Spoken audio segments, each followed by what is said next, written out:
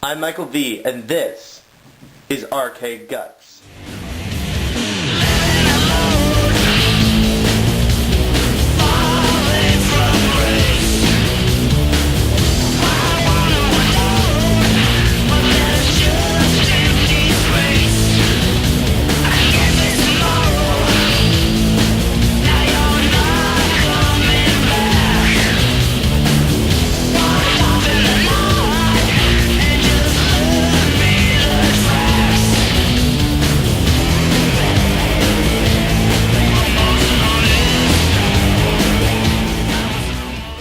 Today we're going to focus on a different aspect of the arcade, the thing that really sets arcades apart from the home experience, the cash exchange.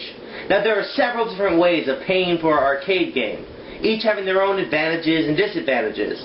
The first method of payment that we're going to discuss today is your standard quarter. The quarter was great and will always have a place in my heart as the quintessential way of paying for a video game. However, with the rising market prices, the higher cost of modern arcade games, and the decline of arcade popularity, the price for play has become steeper. Back in the days of Pac-Man and Galaga, it only cost $1 to play, and that was fair. Then in the 90s, the standard price doubled to 50 cents, which was still not bad. However, with big arcade machines like Crazy Taxi and Time Crisis costing so much for the arcade owners to buy, the prices of these games have risen to great heights, sometimes even costing a whole $1 to play.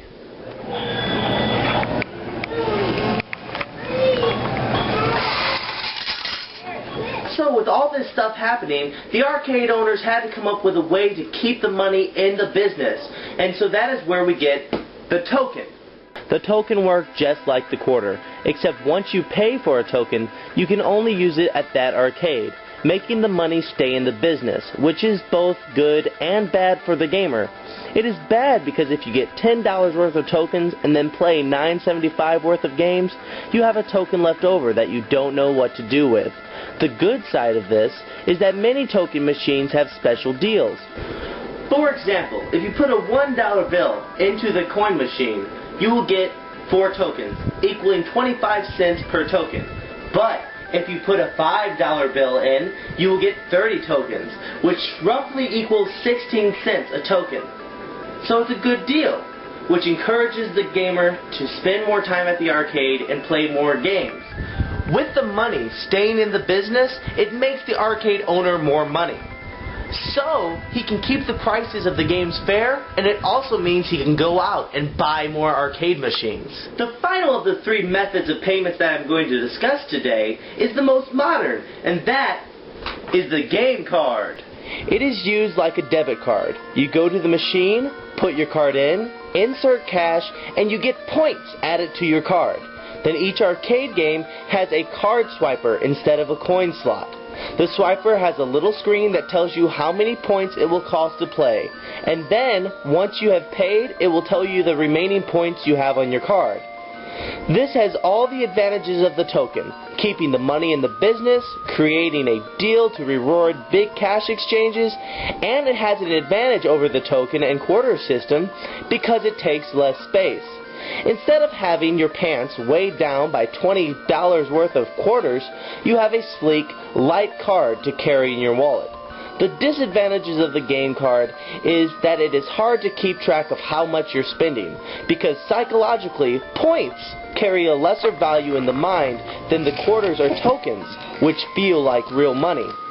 The other disadvantage is mostly a nostalgic thing, and that is what I call the rush. When you die in a game, you usually are given a 10-second screen to insert a coin, and that is where the rush takes place. In those 10 seconds, you frantically reach in your pocket to pull out a coin and pop it in, or God forbid you have to run to the cash exchange and back again in 10 seconds. The card is simply boring.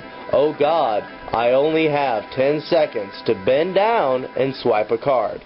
It just feels like it's missing something.